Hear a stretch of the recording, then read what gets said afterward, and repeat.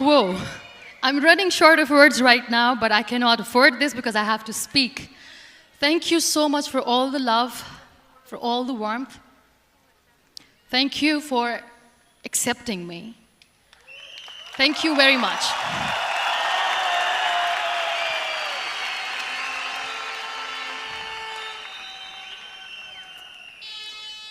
Well, I always start my talk with a disclaimer. And that disclaimer is that I've never claimed to be a motivational speaker. Yes, I do speak, but I feel more like a storyteller because wherever I go, I share a story with everyone. Well, it is a story of a woman whose perfectly imperfect life made her who and what she is today. It's the story of a woman who, in pursuit of her dreams and aspirations, made other people realize that if you think that your life is hard and you're giving up on that because you think your life is unfair, think again. Because when you think that way, you are being unfair to your own self. It's the story of a woman who made people realize that sometimes problems are not too big. We are too small because we cannot handle them.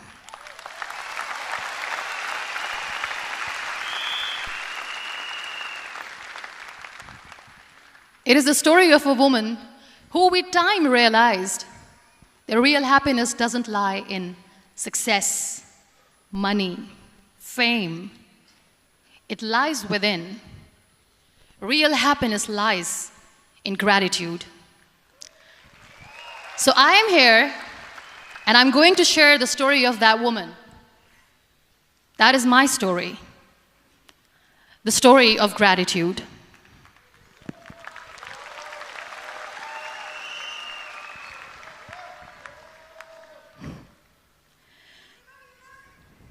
I love you too. I love you all. I believe in the power of words.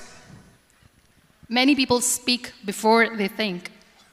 But I know the value of words. The words can make you, break you, they can heal your soul, they can damage you forever.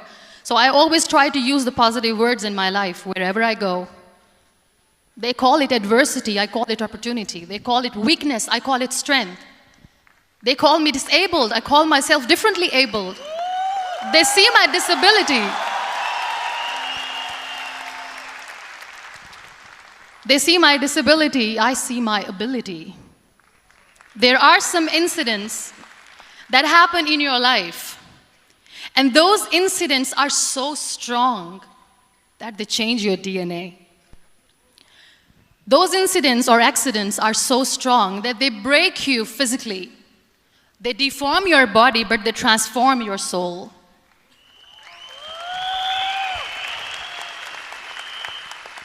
Those incidents break you, deform you, but they mold you into the best version of you. And the same thing happened to me. And I'm going to share what exactly happened to me. I was 18 years old when I got married. And this thing I'm sharing for the very first time on an international level. I was 18 years old when I got married.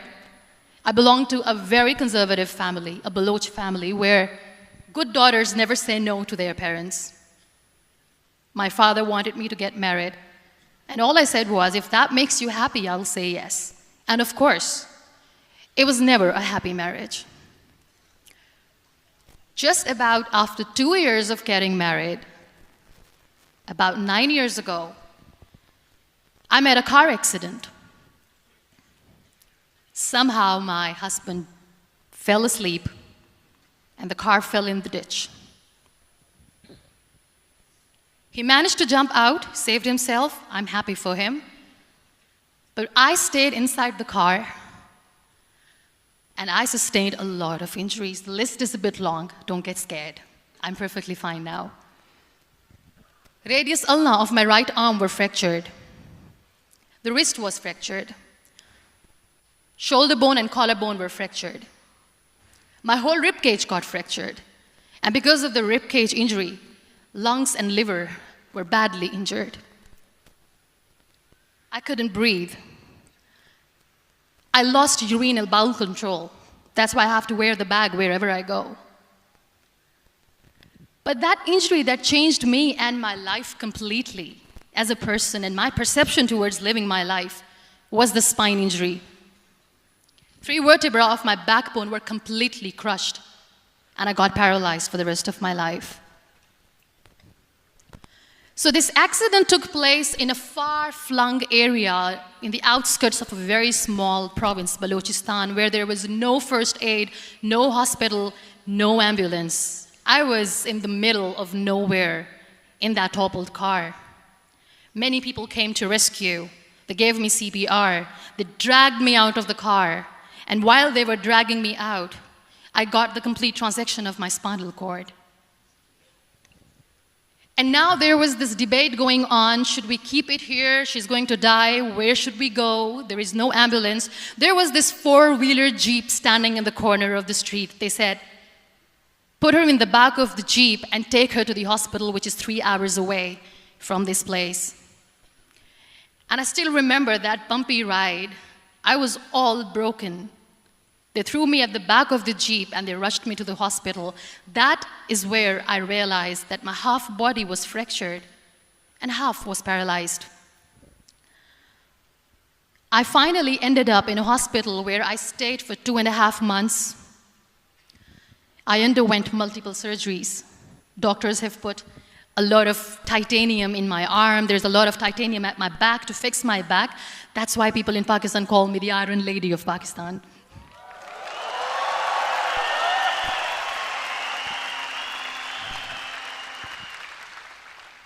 Sometimes I wonder how easy it is for me to describe all this all over again. And somebody has rightly said that when you share your story and it doesn't make you cry, that means you have healed.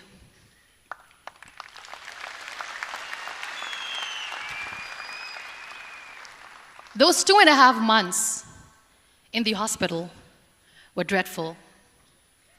I will not make up stories just to inspire you. I was at the verge of despair. One day, doctor came to me and he said, well, I heard that you wanted to be an artist, but you ended up being a housewife. I have a bad news for you. You won't be able to paint again because your wrist and your arm are so deformed, you won't be able to hold a pen again. And I stayed quiet.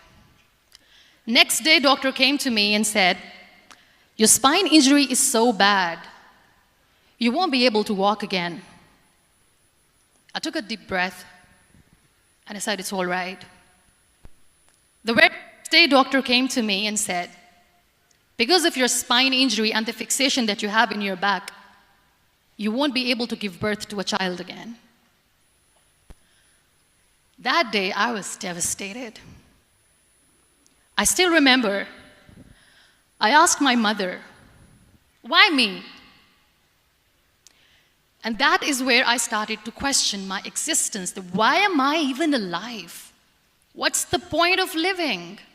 I cannot walk, I cannot paint, fine. I cannot be a mother. And we have this thing in our heads, being women, that we are incomplete without having children. I am going to be an incomplete woman for the rest of my life. What's the point? People are scared. They think I will get divorced. What is going to happen to me? Why me? Why am I alive? We all try to chase this tunnel. We all do this because we see light in the end of the tunnel, which keeps us going. My dear friends, in my situation, there was a tunnel that I had to roll on, but there was no light. And that is where I realized that the words have the power to heal the soul. My mother said to me, this too shall pass. God has a greater plan for you. I don't know what it is, but He surely has.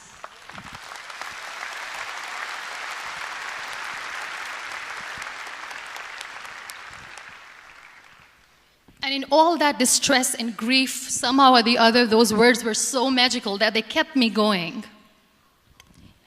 I was trying to put that smile on my face all the time, was hiding. It was so hard to hide the pain, which was there.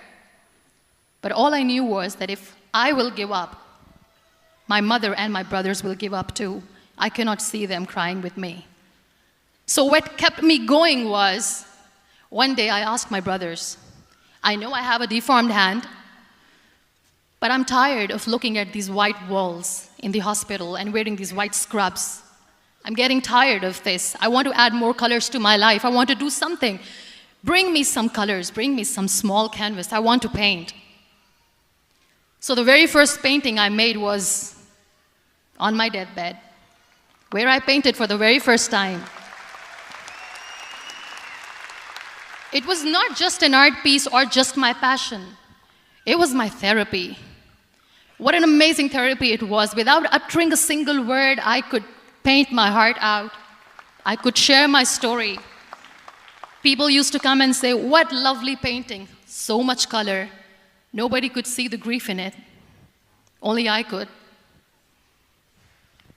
So that's how I spent 2.5 months in my hospital, crying, never complaining or whining, but painting.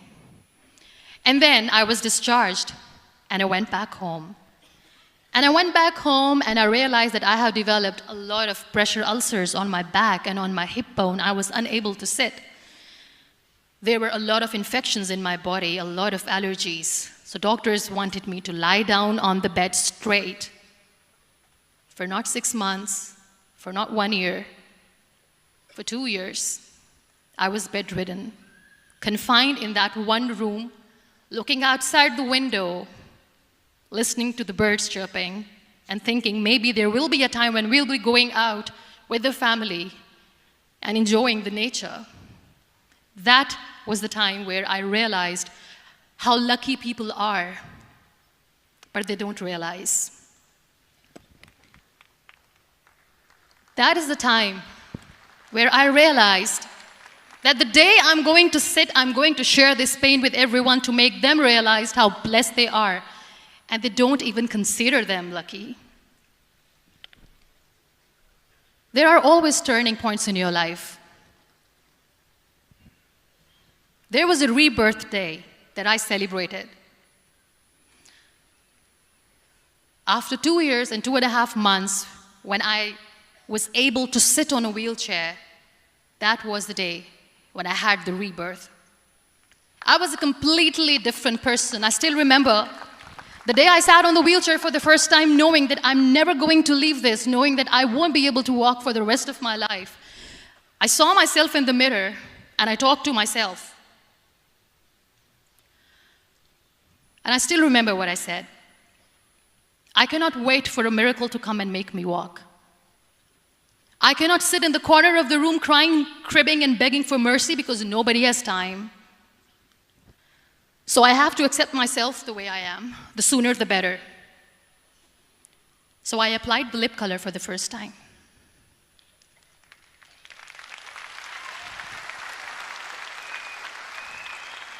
And I erased it. And I cried. And I said, what am I doing? A person on a wheelchair should not do this. What will people say? Clean it up. Put it again. This time I put it for myself. Because I wanted to feel perfect from within.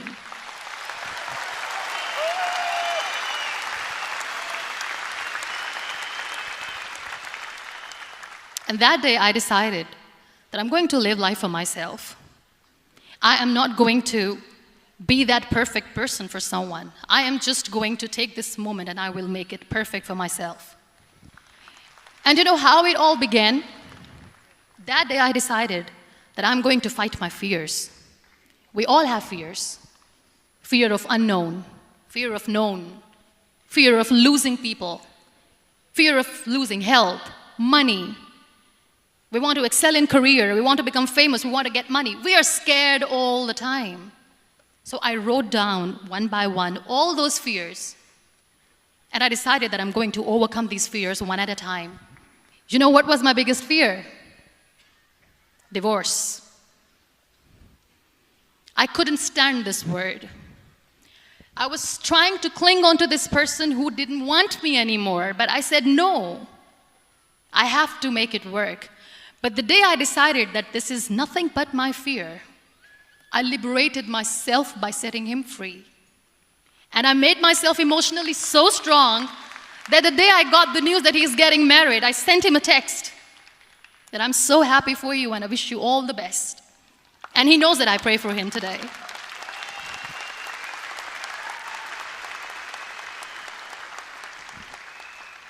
My biggest fear, number 2, was I won't be able to be a mother again. And that was quite devastating for me. But then I realized there are so many children in the world, all they want is acceptance. So there is no point of crying, just go and adopt one. And that's what I did.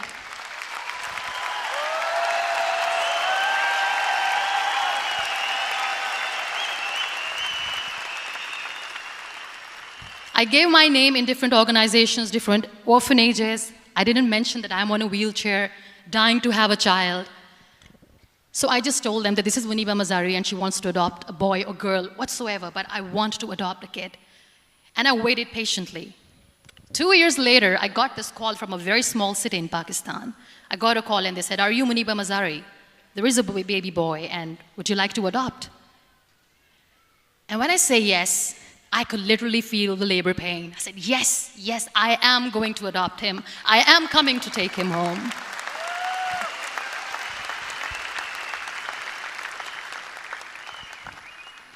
And when I reached there, the man was sitting and he was looking at me from head to toe. And in back of my head, I kept thinking that, oh my God, he is going to say she's on the wheelchair, she doesn't deserve it. How is she going to take care of him? And I looked at him and I said, "Do not judge me because I'm on the wheelchair." But you know what he said?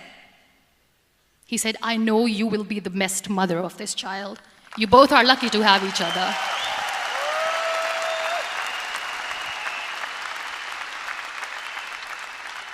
And that day, I was 2 days old, and today he's 6.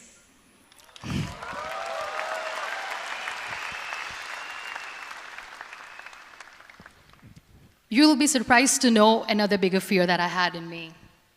It was facing people. I used to hide myself from people. When I was on bed for 2 years, I used to keep the door closed. I used to pretend that I'm not going to meet anyone, tell them that I'm sleeping. You know why? Because I couldn't stand that sympathy that they had for me. They used to treat me like a patient. When I used to smile, they used to look at me and say that, "You're smiling, are you okay?"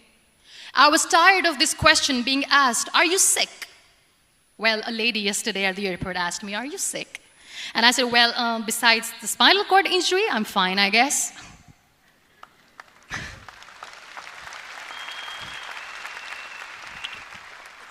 But those are really cute questions. They never used to feel cute when I was on the bed. So I used to hide myself from people, knowing that, oh my God, I'm not going to see that sympathy in their eyes. It's all right. And today I'm here speaking to all these amazing people because I have overcome the fear.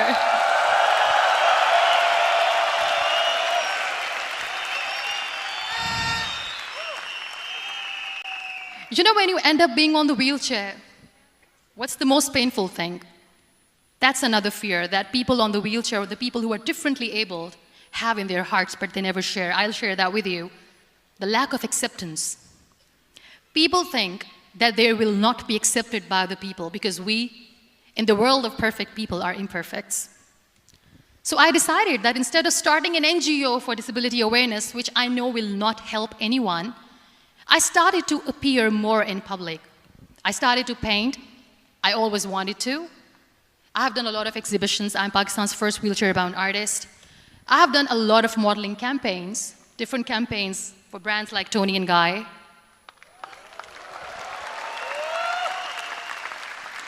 I have done some really funny, breaking the barriers kind of modeling.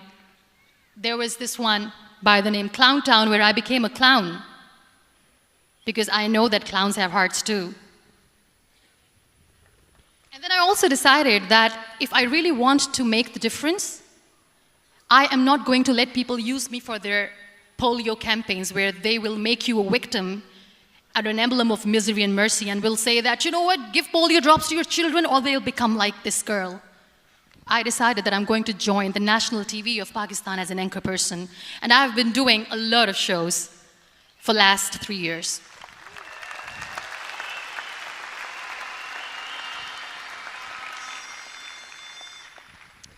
So when you accept yourself the way you are, the world recognizes you.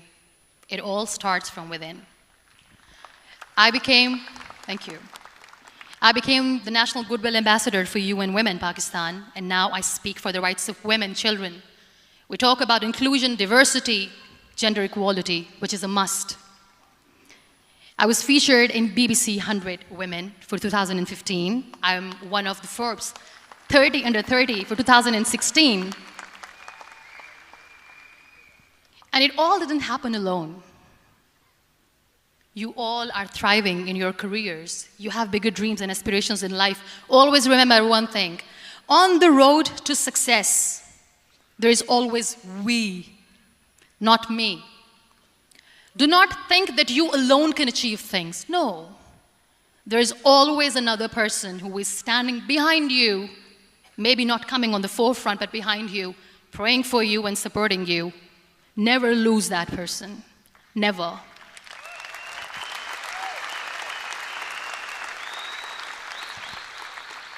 No matter how much I say that I couldn't find a hero, so I became one, I still want to recognize those 3 people in my life who literally changed my life completely, and I get inspiration from them every single day.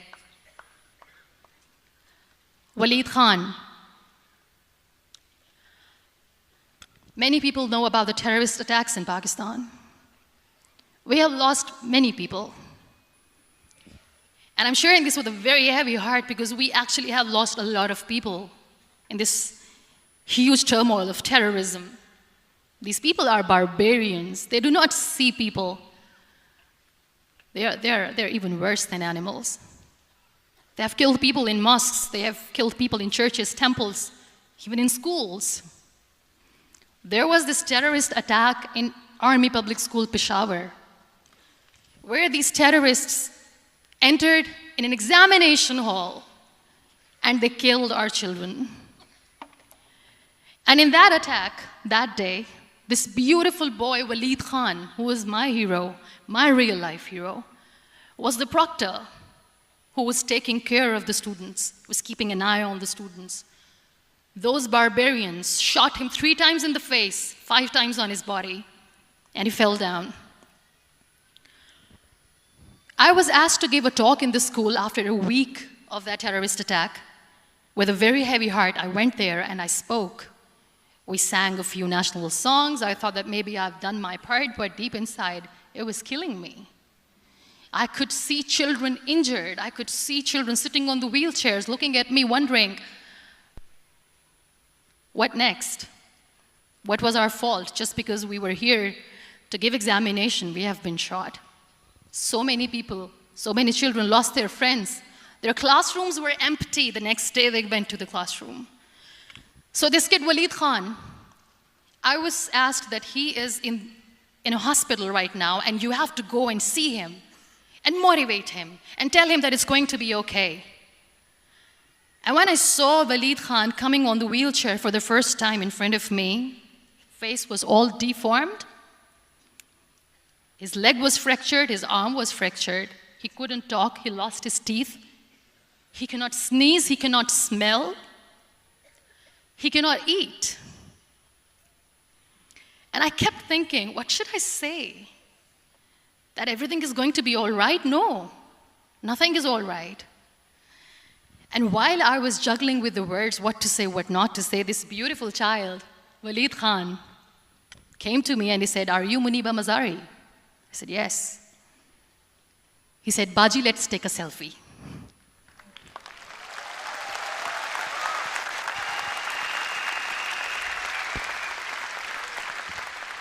And with that beautiful, toothless smile of Waleed Khan, we took that beautiful selfie that I still have with me.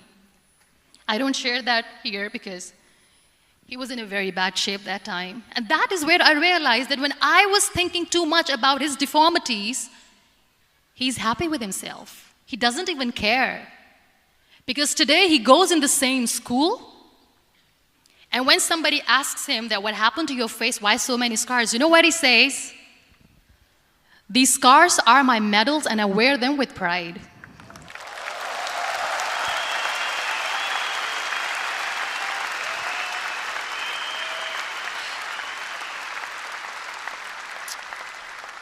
And how beautifully he says the terrorists wanted me not to study. I am going to study. I will become a doctor one day. And this is my way of taking revenge from those terrorists. Another real-life hero, of course, my son. His name is Nile, N-I-L-E, River Nile. I learned so much from this kid. The first and foremost thing is patience.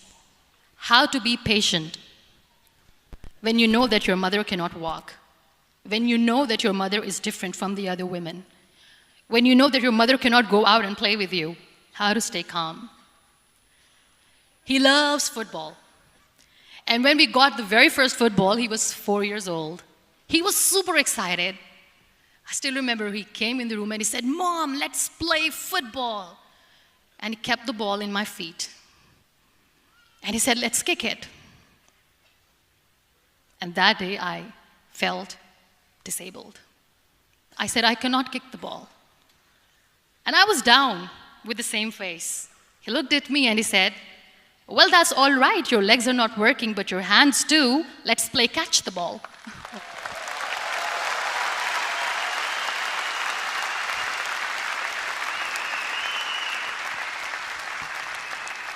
You know what? That day he made me realize that when you think your glass is half empty, come on, your glass is half full.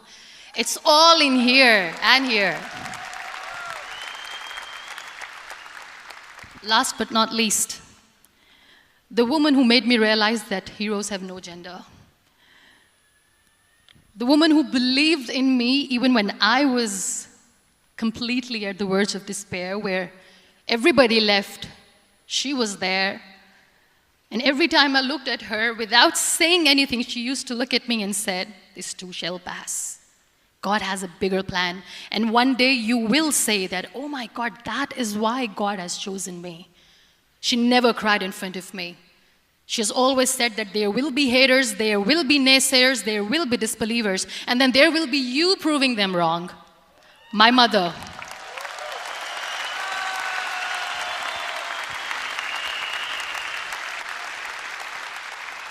Whatever I am today, I'm nothing without her. I'm nothing without her. Thank you, Mama. I wish you were here. Thank you for making me who I am today.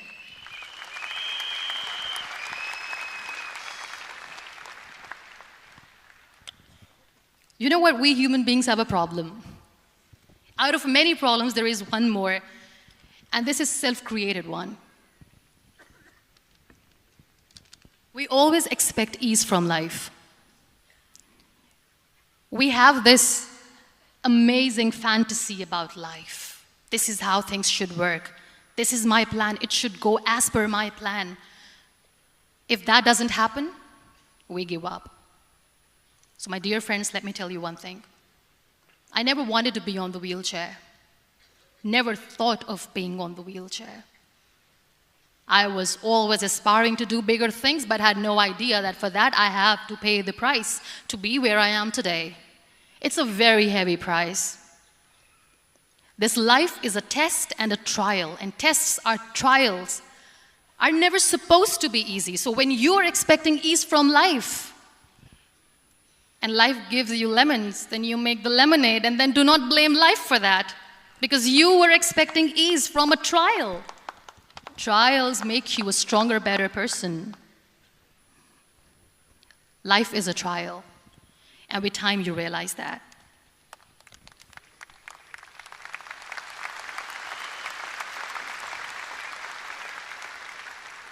It is okay to be scared. It is okay to cry. Everything is okay, but giving up should not be an option. They always say that failure is not an option. Failure should be an option, because when you fail, you get up, and then you fail, and then you get up, and that keeps you going. That's how humans are strong.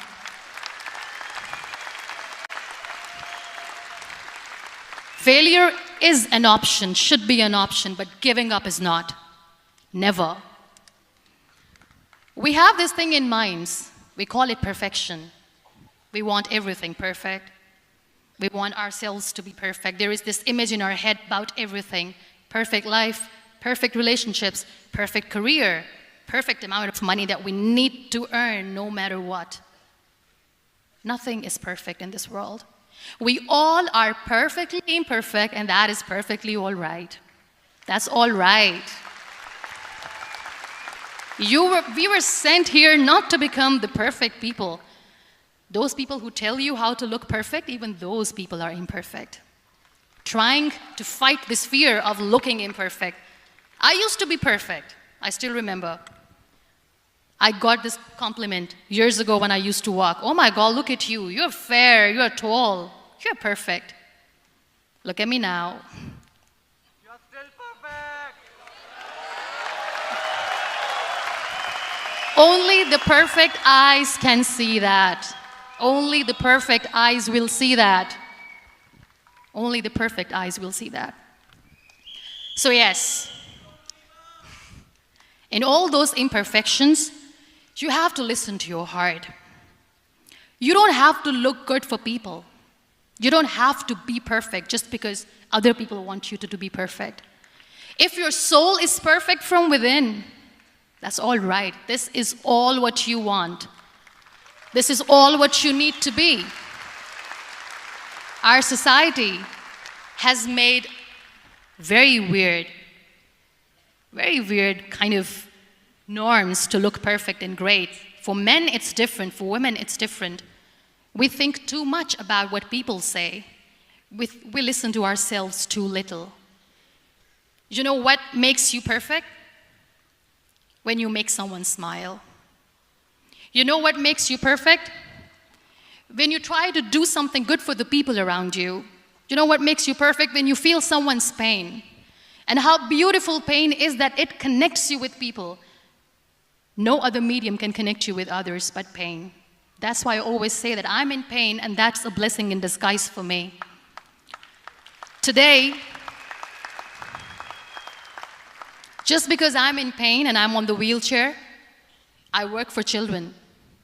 Being the head of CSR for a company, we conduct medical camps in far-flung areas of Pakistan where so many kids die because they don't have medical facilities.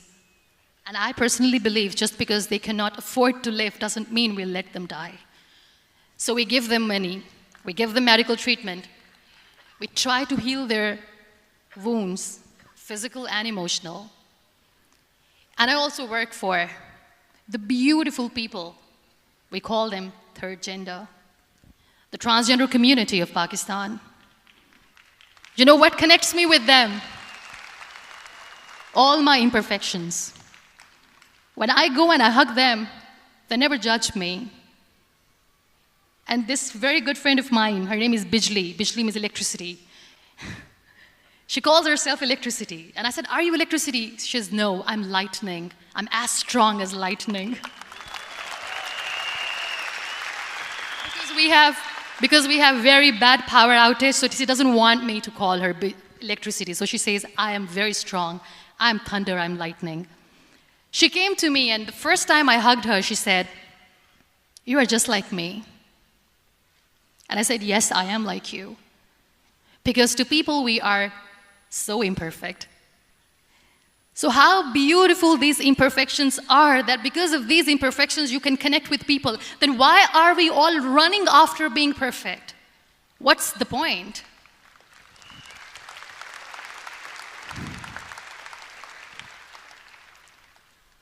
Every time I go in public, I always smile. There's always a big toothy smile on my face, and people ask me, don't you get tired of smiling all the time? What's the secret? I always say one thing, that I have stopped worrying about the things that I have lost, the people that I have lost. Things and people who were meant to be with me are with me. And sometimes, somebody's absence makes you a better person. Cherish their absence. It's always a blessing in disguise.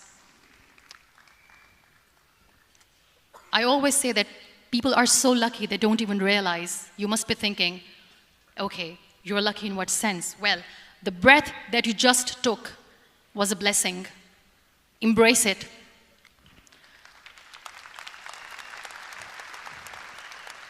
There are so many people in the world who are dreaming to live a life that you are living right now. You have no idea. Embrace each and every breath that you are taking. Celebrate your life. Live it. Don't die before your death. We all die.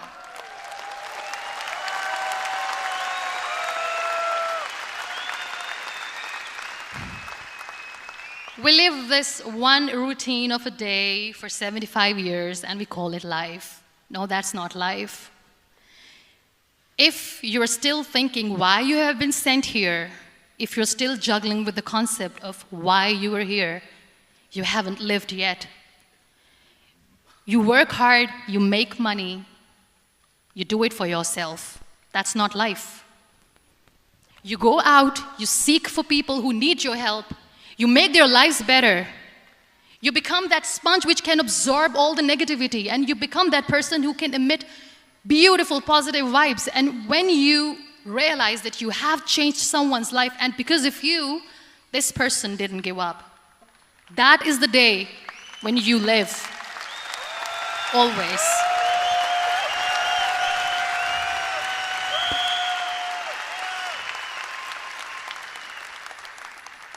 We were talking about gratitude, why I smile all the time.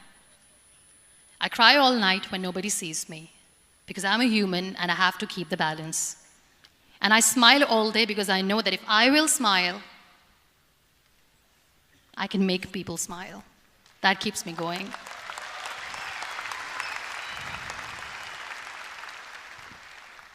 Be grateful for what you have, and you will always, always end up having more. But if you'll cry and if you'll crib for the little things that you don't have or the things that you have lost, you will never ever have enough. Sometimes we are too busy thinking about the things that we don't have that we forget to cherish the blessings that we have. I'm not saying that I'm not healthy and that makes me unlucky, but yes, it is hard. It is hard when I say that I cannot walk. It is hard to say when I wear this bag. It hurts. But I have to keep going, because never giving up is the way to live, always.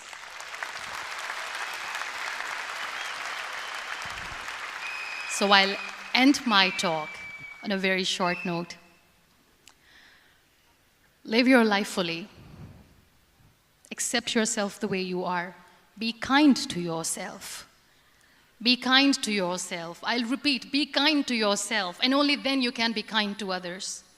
Love yourself and spread that love. Life will be hard. There will be turmoils, there will be trials, but that will only make you stronger. Never give up. The real happiness doesn't lie in money or success or fame. I have this all, I never wanted this. Real happiness lies in gratitude.